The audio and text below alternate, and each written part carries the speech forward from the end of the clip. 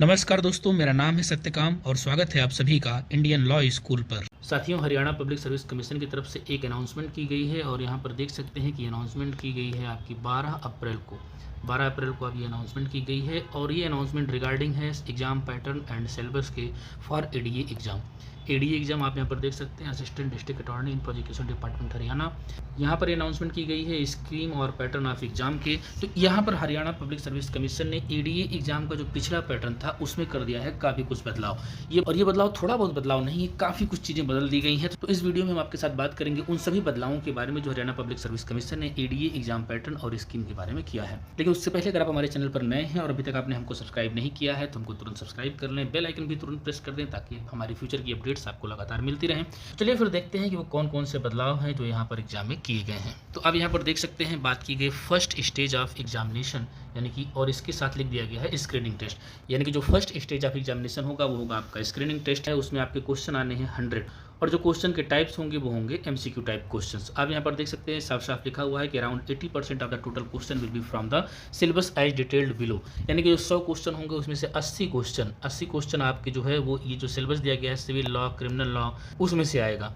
तो अगर बात की जाए पार्ट ए यानी सिविल लॉ की, तो यहाँ पर जो एक्ट्स आने वाले हैं वो है आपका code of civil procedure, Indian evidence act, Indian contract act, partnership act, sale of goods act, Hindu law और Mohammedan law and customary law.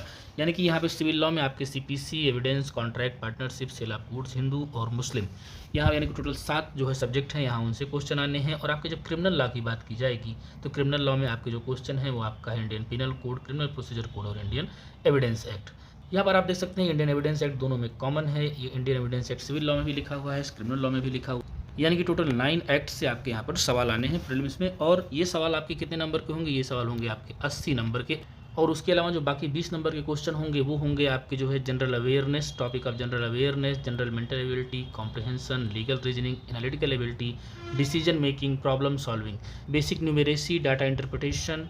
और क्वेश्चन कुछ रिलेटेड होंगे आपके history, geography, polity, economy and culture of Haryana, यानी कि यहाँ पर जो आपके जीएस के क्वेश्चन होने वाले हैं उनका संबंध ऐसे क्वेश्चन से होगा जो हरियाणा से रिलेटेड हों।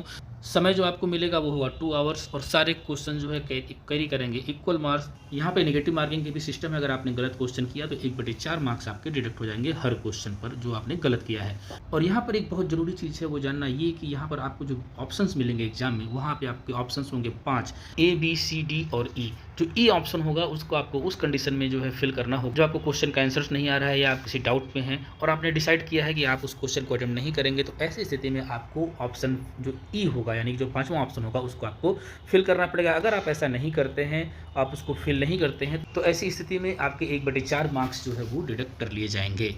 क्वेश्चन पेपर की लैंग्वेज वो आपकी इंग्लिश में होगी और जो बेसिक कट ऑफ है वो 25% मार्क्स है, यानी a candidate will have to secure a minimum of 25% marks to clear the screening test, यानी कि आपको 25% मार्क्स तो पाने ही पाने हैं। स्क्रीनिंग एग्जाम के रिजल्ट के आधार पर 4 गुना कैंडिडेट्स को बुलाया जाएगा मेंस के लिए, यानी कि जो आपका मेंस एग्जाम होगा और इसी मेंस एग्जाम से ही और प्लस आपके इंटरव्यू से आपकी बनने वाली है फाइनल मेरिट। अब हम बात कर लेते हैं सेकंड स्टेज ऑफ एग्जामिनेशन की। वहाँ पर क्या है आप यहाँ पर देख सकते हैं, सेकंड स्टेज ऑफ एग्जामिनेशन के लिए यहाँ पर लिखा हुआ है सब्जेक्ट नॉलेज टेस्ट, यानी कि जो आपका सेकंड स्टेज ऑफ एग्जामिनेशन है, लड़ाई आपकी यहाँ से शुरू होती है क्योंकि यहाँ पे जितना नंबर आप पाएंगे वो आपको फाइनल सिलेक्शन में काफ़ी मददगार होने वाला है।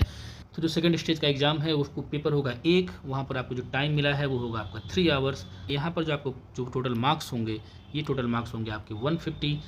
Question paper will be in English language. देखिए यहाँ भी साफ साफ लिखा हुआ है कि पेपर जो है वो केवल और केवल इंग्लिश लैंग्वेज में होगा।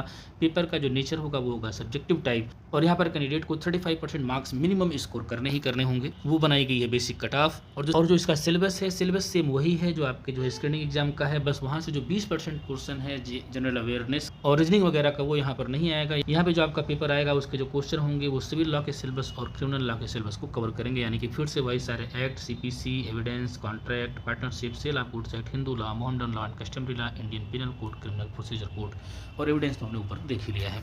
यानी कि इन 9 एक्ट से मिला के आपका मेंस का एग्जाम होगा। सब्जेक्ट नॉलेज टेस्ट के बेस पर 2 गुना कैंडिडेट्स को बुलाया जाएगा इंटरव्यू के लिए, यानी कि एक सीट पर 2 कैंडिडेट्स को इंटरव्यू के लिए कॉल किया जाएगा। और जो आपका मेंस का एग्जाम है इसका वेटेज होगा 87.5%, यानी कि 150 मार्क्स के एग्जाम में जो स्कोर कैंडिडेट का होगा उसको कन्वर्ट कर दिया जाएगा 87.5% में। 87.5% में आपको कन्वर्ट कर दिया जाएगा। और जो थर्ड स्टेज ऑफ एग्जाम है वो है इंटरव्यू। यहाँ पर जो वेटेज होना है वो आपको मिलना है 12.5% का। आपका जो भी स्कोर इंटरव्यू में होगा उसको कन्वर्ट कर दिया जाएगा 12.5% में, आप वो कर दिया जाएगा 12.5% में। और जो फाइनल मेरिट लिस्ट होगी वो प्रिपेयर की जाएगी by adding the marks of second stage examination and interview, यानी कि आपके मेंस और इंटरव्यू दोनों के मार्क्स को मिलाकर एक कंबाइंड स्कोर बनाया जाएगा और उसके बाद फाइनल सिलेक्शन किया जाएगा। तो साथियों ये रही सारी डिटेल्स, जो सारे चेंजेस जो हरियाणा पब्लिक सर्विस कमीशन ने एडीए एग्जाम में किए हैं। आशा है कि सारे डाउट्स आपके क्लियर हो गए होंगे। अगर कोई डाउट्स रह गया है तो आप कमेंट बॉक्स में पूछ सकते हैं और इस नई स्कीम की पीडीएफ हमने वीडियो के डिस्क्रिप्शन बॉक्स में मेंशन कर दी है, आप उसको वहां से डाउनलोड कर सकते हैं। साथियों अगर आपको हमारी वीडियो पसंद आई है तो लाइक करें, सब्सक्राइब करें और बेल आइकन प्रेस करना ना भूलें ताकि नई वीडियो की अपडेट आपको तुरंत प्राप्त हो जाए।